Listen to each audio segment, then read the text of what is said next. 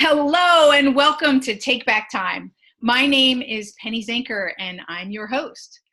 And today we're going to talk about high performance in the digital age.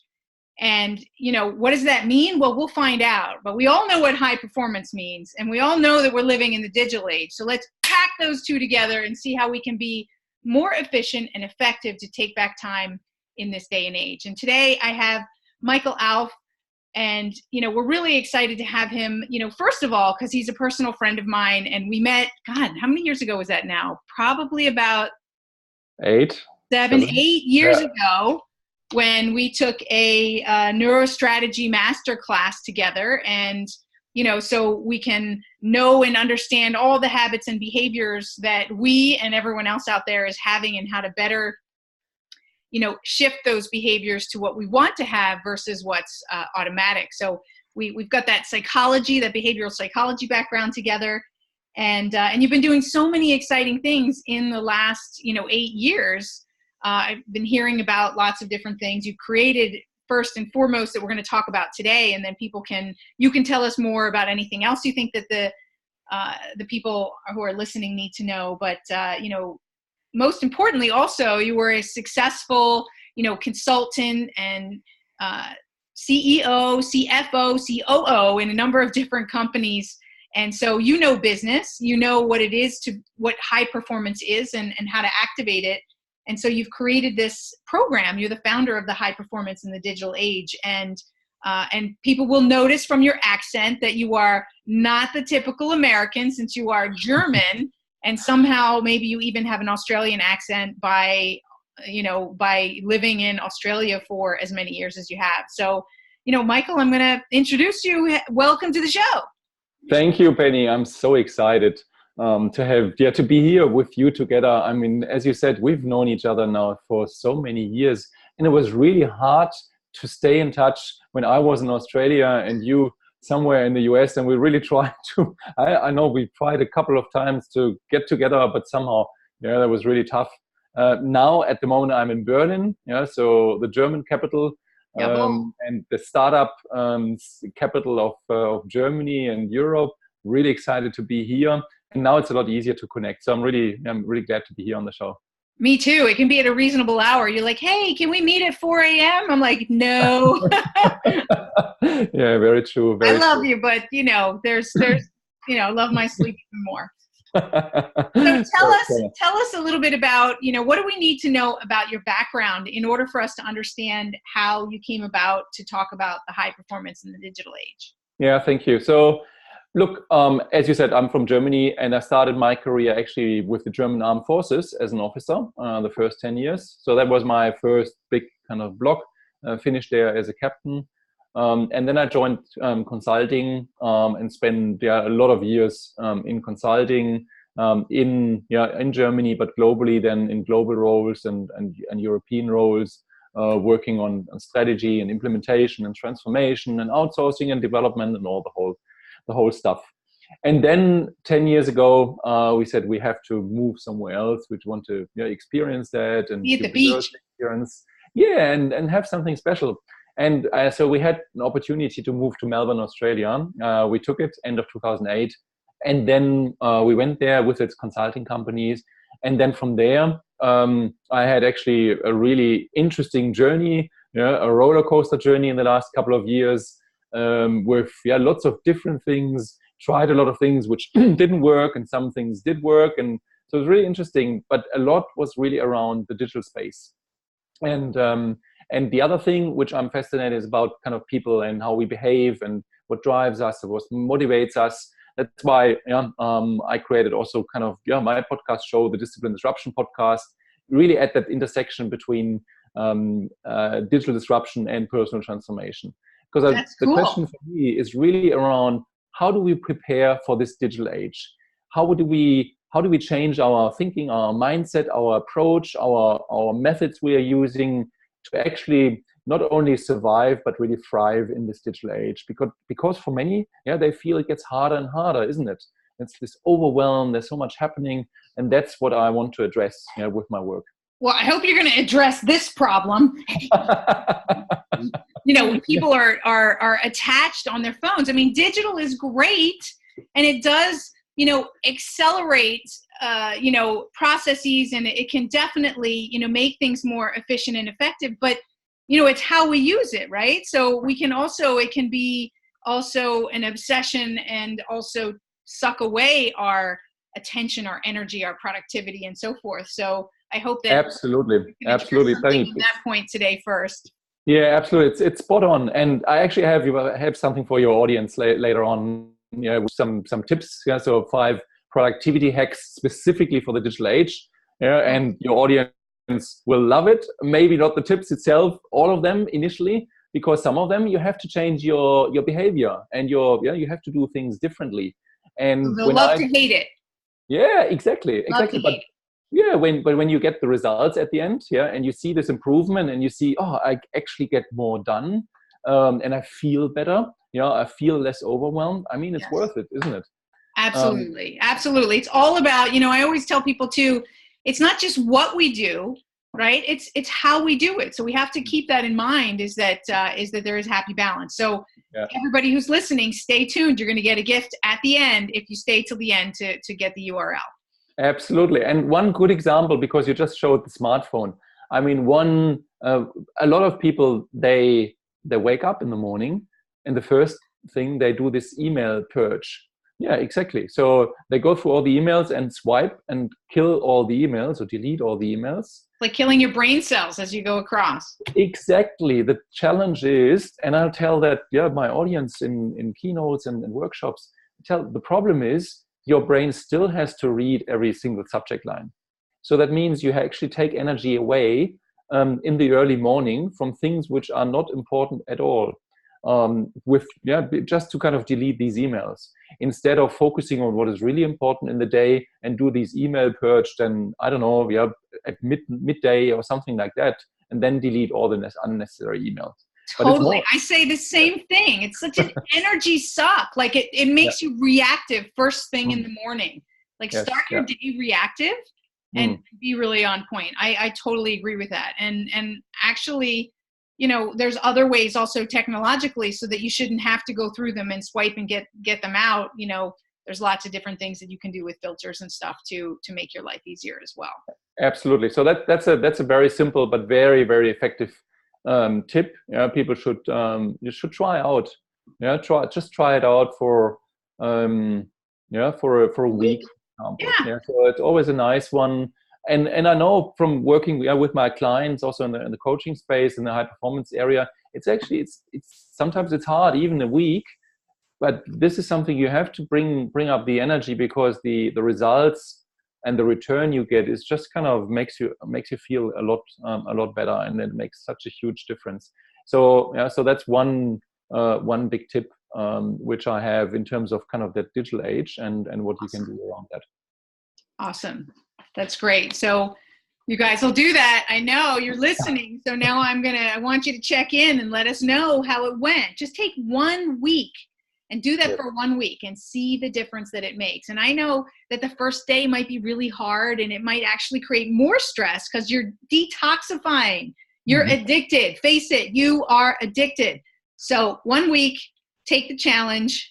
Thank you, Michael. We will do that. Absolutely. Sounds good. So tell us more about, what is high performance to you? Yeah, so I think that's a great question. And so the way how I use it is based on work by the High Performance Institute, because I'm a certified high performance coach there. And they did a lot of research around what drives high performance, what makes high performance. And there are certain habits which actually make all the difference between high performers and less high performers. And those are clarity, energy, courage, productivity, influence, and then there's necessity. So you have these 6 high performance habits, and they really kind of build this foundation of high performance. And what I basically did, I used these elements. And the interesting thing is, this is all about mastery. So it's not like when you are productive, you are productive. So you are 10 out of 10. It's like you can always improve because your circumstances change. So therefore things work differently and you have to apply different ways and so on. Clarity is the same thing. Yeah. So you might have clarity, a certain level of clarity today, but tomorrow when things, let's say you get promoted tomorrow, yeah, then suddenly your clarity is gone. I mean, yeah, exactly. So it's like then you have to start all over again. And so it's on every level you can actually look around and look at those 6 high performance habits and see how you can improve them. And what I did then is I used that as a, if you like, a foundation. So think about back to the smartphone. Yes, the smartphone operates with a simple stack. Yeah, so you have an operating system, your iOS or your Android. Then you have applications, your email program and your browser. And then you have kind of the user, so yourself. So that's a very simple 3-part stack. And what I did, I used this stack analogy and used that for your personal operating model. So how do you operate yourself? So the operating system is basically this high performance. So this high performance is really the foundation, is your operating system. And think about how often you upgrade your operating system on your smartphone on a regular basis, isn't it? Yeah, absolutely. And the reason is because otherwise it doesn't work, or it's not functioning enough, or it's not performing well. And the same applies for the high performance in your own world. So that's how it works. And then on top of that, sits all this digital stuff and the digital elements you need to look at. So that's kind of this in principle, this simple framework. And it works really, really well because it addresses the need for high performance. And then it looks at the digital age, what else is required. Well, so what are those things in the digital age? What else is required? You can't leave us hanging there. So there are 3 components from my perspective that make that out. And the first one is digital literacy. So we all have to kind of learn and embrace all this new stuff. So IoT, artificial intelligence, blockchain, infinite computing, all these things, industry 4.0, whatever it is, you need to understand what's happening in your industry, in your world, and need to learn that. And so you have to have this constant learning, much more than in the past. There's a lot of talk about it, but I think it becomes more and more critical that you stay up to date. So that's the first one, digital literacy. The second one is path clarity. And what I mean by path clarity is a short-term path clarity, because things are changing so quickly. So it's really around understand what are your 3 top projects at the moment and how do you get there? So you simplify and you only have 3 projects in your life and you focus on those 3 projects. And you have a clarity, you create this clarity, how you move forward in these 3 projects. And everything else, kind of you block out, because you will have overwhelm. It's unavoidable. Yeah, there's so much coming upon us. So overwhelm is the new normal, as I say. Yeah. And it's just normal. So the question then, what do you do? If you know that overwhelm is normal, then you just accept it and focus on what is most important. So that's the second one. So we have digital literacy, path clarity, and the third one, which is nice into the productivity discussion, is what I call personal agility. So a lot of people talk about Agile and Scrum, but we need to start with ourselves, because when we don't understand how Agile works and how we think in a more agile way, then an organization can't do that, right? Absolutely. Well, it's got to. If you can't do it personally, how are you going to do it collectively? Exactly. So and that's the whole purpose and the idea of that is like you start with yourself. Yeah, you create your own personal agility, and one way how I do it is using the Agile approach or the Scrum approach for your personal productivity. So I break it down and apply that to the productivity. So today you might have to-do lists or whatever it is, but I basically use the Scrum approach, which is in principle, the core element is a Scrum board. Yeah, so it's a whiteboard. Well, so wait, there's a lot of people who don't know what Scrum is, right? So let's just back up and say, so I get it. So, and we're going to go into more detail in that third area there on the personal agility, which I think is great. And I actually like that terminology a lot, right? But so where, people who aren't familiar with it, what is Scrum at a really high level and why should we care? Yeah, no, absolutely. So a couple of decades ago, Jeff Sutherland basically looked at all the projects and how wrong typical projects are going. So IT projects, infrastructure projects, everything. So when you think about large projects, developing a new bridge or a new car or whatever it is, yeah. So or a software system. So the big things. And he said that can't be. And then he developed this Scrum approach. Well, it can't be because there's a statistic, and I forget the exact statistic, but I know that it was over 30%. I think it was closer to 50% of those projects fail, yes, right? Absolutely. That's what can't be, is how do these massive investments just fail? So that's exactly my remembrance of it. Absolutely. You're spot on, Penny. So it's it's in this high 30 plus, up to some say 70%, especially for the large projects. So it's massive, and it's millions of dollars getting lost there. So he said, I have to solve this problem. And so he came up with his new approach, Scrum approach, and developed that. And that has started in the software development space. Yeah. So today it's interesting statistic. When you look at the Silicon Valley, and a venture capitalist would typically not invest into a startup if it wasn't run agile. So that shows you how powerful this methodology is, because that's the standard. And interestingly, the Silicon Valley is obviously ahead. Yeah? So they use that everywhere, but it's really coming now around the world. So here in Berlin, almost every organization is looking into Agile Scrum, and I'll put that the same. Yeah. So is using that and trying to educate the leadership.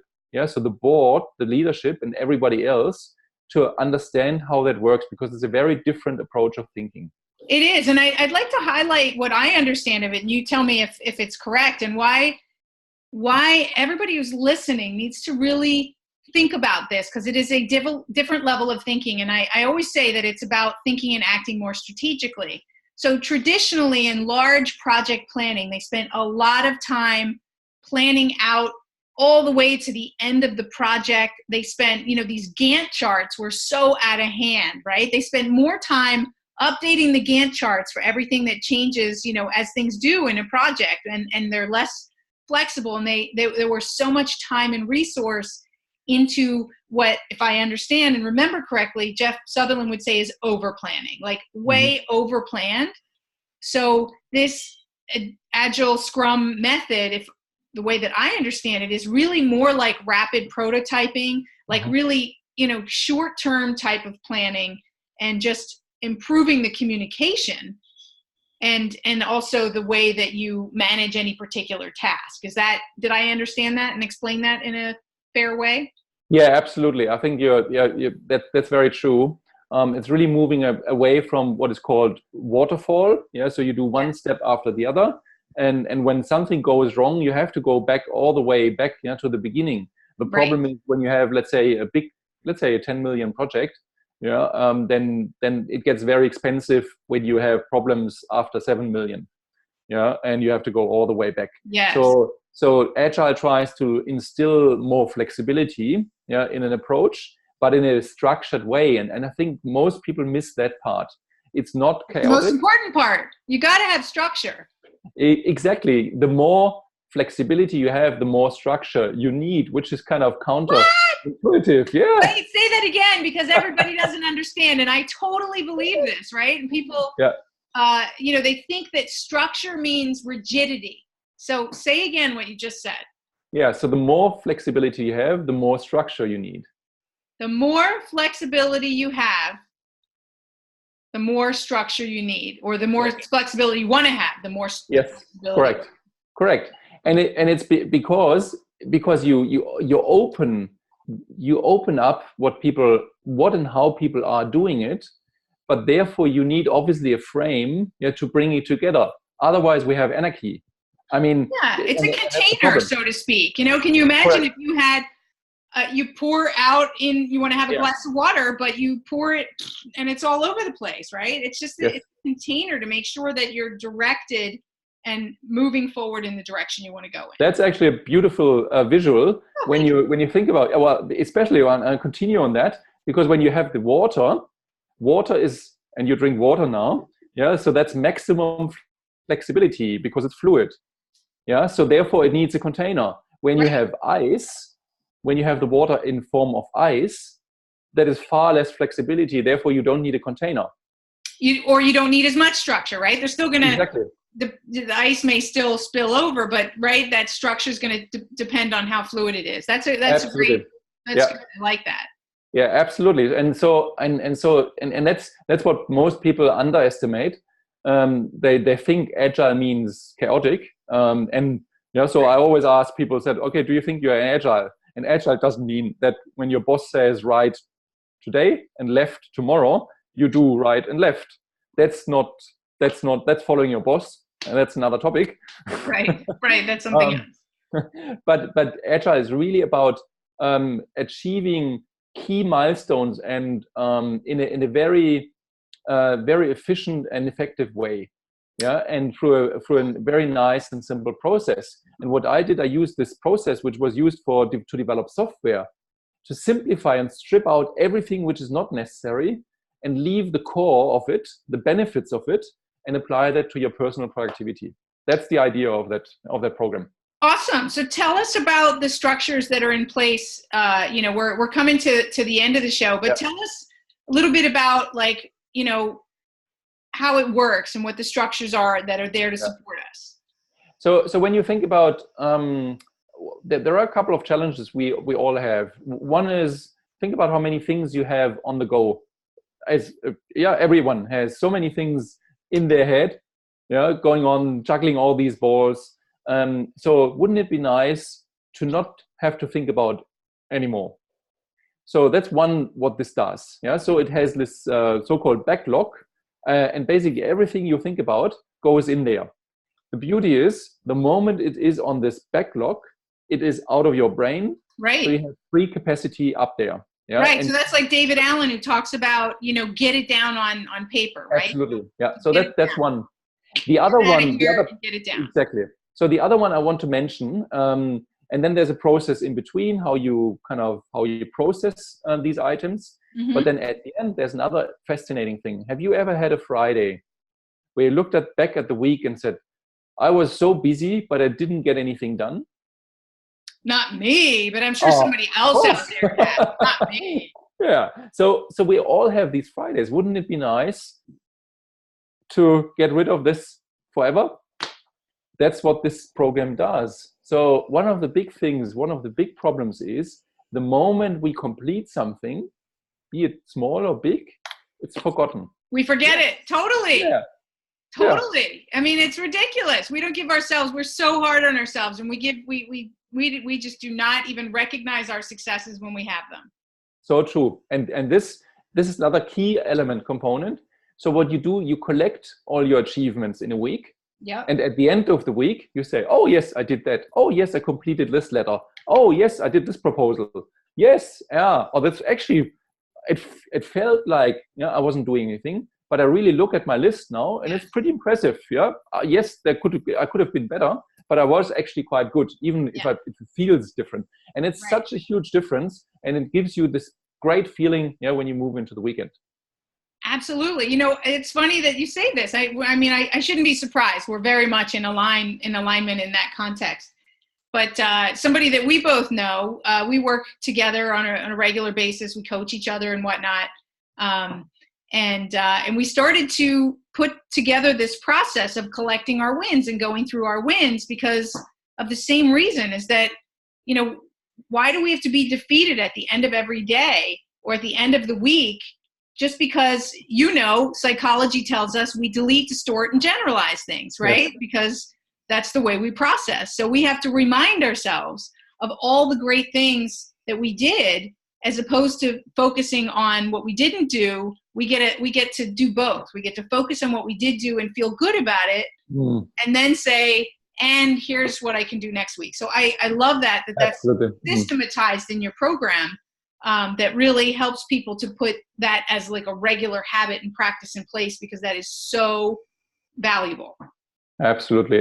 So that's the power of that, and that leads to that's one element which then really leads to this personal agility, which I think is so critical in today's world. That that we learn these skills and this different way of thinking and seeing what is necessary. And so that's kind of, so that's that framework, and that's what I think is high performance in the digital age. When you do that, when you maintain your high performance and master that, and then you look at those three components: digital literacy, path clarity, and personal agility, you are on an excellent path into the future. That is so great. Thank you for sharing that, because I think everybody on could take away that tip for themselves, a couple of good nuggets that they can really put into practice like right away. And then, you have also a system that can support somebody, because sometimes we know we're not so good at doing it on our own. And so sometimes we need to have systems and coaches and people that support us so that we stick by our intention and follow through, because that is Absolutely. somewhat challenging, right? So what I'm understanding is, as just a quick recap, is that, our habits are what make the difference between high performance. And so we've got to balance those from what we need on the high performance side together with the digital age and what's happening in our current environment, so that we can stay current and even proactive, and at the same time, not overwhelm ourselves, but to stay focused on the key objectives. And absolutely, Penny. Yeah, spot on. Nice awesome. Summary. Thank you so much, Michael, for being here. Now, I know you said you had a gift, and you might have Yes. some other places that people can check out this high performance program. So where can they go to do that? Yeah, so what I have is the 5 productivity hacks for the digital age. And you just go to HPDA. So that stands obviously for high performance in the digital age. So hpda.link/phacks, all lowercase, for productivity hacks. So very simple, hpda.link/phacks. And Awesome. You can download the 5 productivity hacks. And then you can find out more, obviously, on my website, michaelalf.com. Yeah, so very simple, but I really suggest you download the productivity hacks because they will help you. Yeah, and you can implement them, and then let me know how you go, and if you want to have any further discussions. And you also have this 6-week program, right, that helps people online to build these habits. Is that right? Absolutely. Yeah. So if that's of interest, you go to thepersonalproductivityprogram.com, and it's basically a simple, straightforward 6 weeks program where you learn exactly step by step this methodology. You apply that to yourself. The beauty is the idea is that you get into action, so using the framework as quickly as possible, which is already in week 2. Yeah, and then you learn by doing, but by guided doing. Yeah, which I think is the best way to learn. By the way, I think there's even a bone of fast learning in there. And so that's on thepersonalproductivityprogram.com. Amazing. Thank you so much for being here. Thank you, Penny. It was great to see you again and be with you on the show. I think you're doing great work here. Thank you. Oh, thank you. Appreciate it. And for all of you who were here and interested in high performance, thank you for being here. But even more importantly, put your money where your mouth is. If you really want to be a high performer and you want to take, because there's always another level wherever you are now, right? Think about karate. There's multiple levels of black belt. So wherever you are, there's potential to grow. So hold yourself accountable. Get a buddy, get a coaching program, do Michael's program. It's only 6 weeks. What could be different? What if you took this and in 6 weeks you could, take back time and be able to spend more time with other things that are important to you, or to really focus and put that effort towards reaching your milestones faster. That's what I want for you, is to be able to take back time. My name's Penny Zenker, and we'll see you in the next episode.